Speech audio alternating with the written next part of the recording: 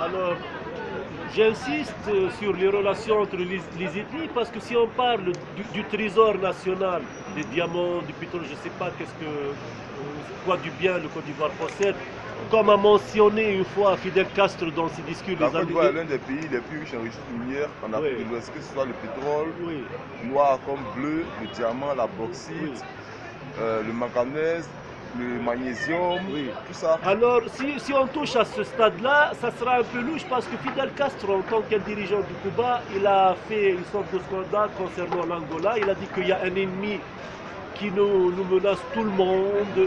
Et nous, quand on va vers un coin, c'est ça, c'est pas les mots qu'a dit Fidel Castro, mais j'essaye de donner le sens. Il a dit, nous, on ne cherche pas le diamant, le pétrole, les richesses de certains pays ou un autre. Alors là, il y en a des gens de l'Ouest qui disent non, ce n'est pas vrai, c'est un discours, c'est une apparence, mais aussi ils cherchent le bénéfice pour le clan de l'Est. Nous, on cherche ni l'Est ni l'Ouest, on cherche des gens bien modérés, qui cherchent le bonheur de la nation, en tant que Côte d'Ivoire ou Tunisie et tout ça. Parce que si on parle de trésor, chacun il va accuser l'autre. C'est toi qui vas profiter. Mais quand on parle de la parenté, tout le monde va fermer sa bouche.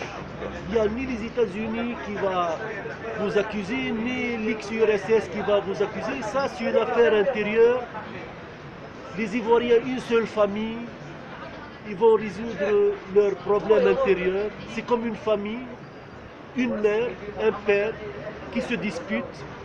Et ils ont 7 enfants, une famille nombreuse.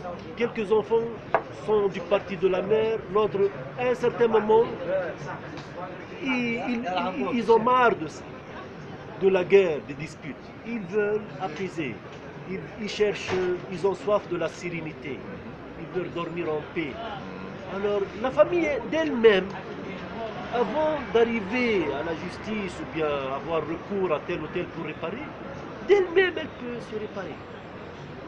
L'un des enfants ou bien le père, allez, pensons, stop, c'est quoi, c'est à cause de quoi, c'est pour une chose très banale, là, on a rendu notre vie un enfer, et chacun, il ne tire pas de son côté, chacun il lâche un peu, chacun il essaie d'être souple un peu, et ça va arriver.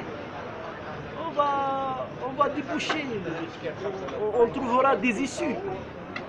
Voilà, et je souhaite tout le bonheur et la paix pour le Côte d'Ivoire et tout le reste de l'univers et tous ceux qui vivent. On va plus loin que Montesquieu qui parle de genre humain, les droits de l'homme, on en a marre. Non, tous ceux qui vivent, les oiseaux, les chats, les chiens, tous ceux qui sont aptes à souffrir comme nous. On a le droit.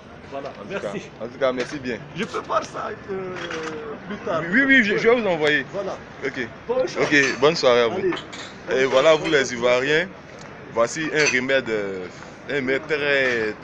très simple qui a été dicté par un Tunisien, un penseur tunisien, M. Edi Saad. Et voilà, voilà, une leçon d'humanité pour le monde entier, une leçon de vie pour les Africains, pour les Européens, pour les Asiatiques, pour en tout cas tout le reste du monde. Quel que soit de là où tu viens, quel que soit de l'ethnie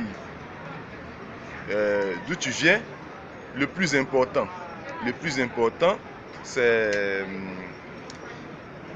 l'intérêt de la nation, l'intérêt de la communauté, le bien-être de la communauté. Et voilà, sur ce, je vous dis merci, je vous dis au revoir et à la prochaine.